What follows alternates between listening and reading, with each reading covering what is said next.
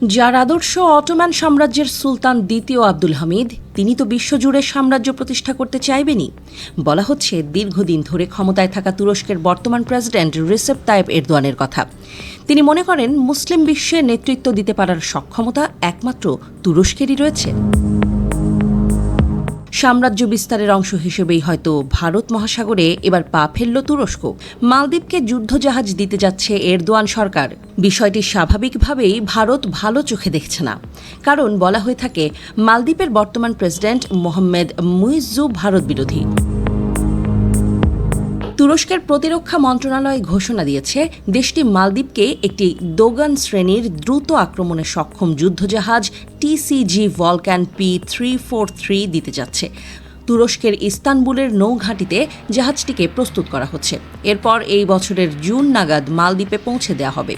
মালদ্বীপ বলছে জুলাই থেকে এটি তার জাতীয় প্রতিরক্ষা বাহিনীর কোস্টগার্ড ইউনিটে যুক্ত হবে। এরপর সুবিধাজনক সময়ে তুরস্কের নৌবাহিনীর বিশেষজ্ঞরা জাহাজটি পরিদর্শন করতে মালদ্বীপে যাবেন।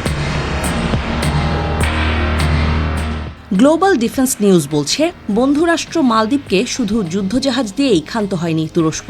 জাহাজটি পরিচালনার ক্ষেত্রে এরই মধ্যে নিজ দেশে মালদ্বীপের প্রতিরক্ষা বাহিনীর ১৯ জন সদস্যকে প্রয়োজনীয় প্রশিক্ষণ দিচ্ছে তুরস্ক। পিসিজি ভলকান P343-কে তুরস্ক কমিশন করে ১৯৮১ সালে। এরপর তুর্কি নৌবাহিনীতে এটি যুক্ত হয়।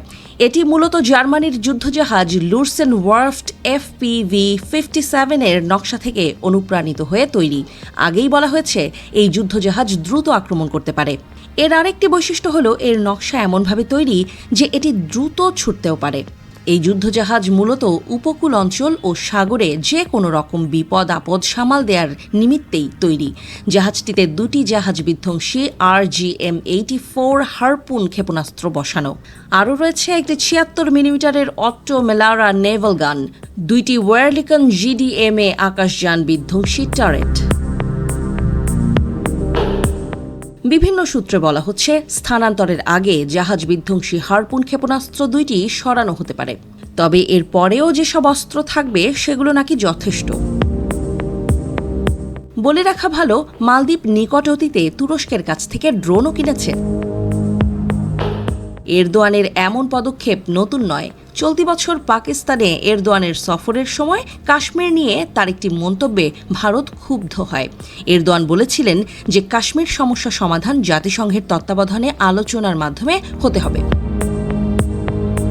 এর আগেও এরদোয়ানের বিরুদ্ধে ভারতের অভিযোগ ছিল এরদোয়ান তার দেশের গণমাধ্যম সহ সব রকম পরিচালনা যন্ত্রের মাধ্যমে ভারতের বিরুদ্ধে নানান ইস্যু তৈরি করেছেন।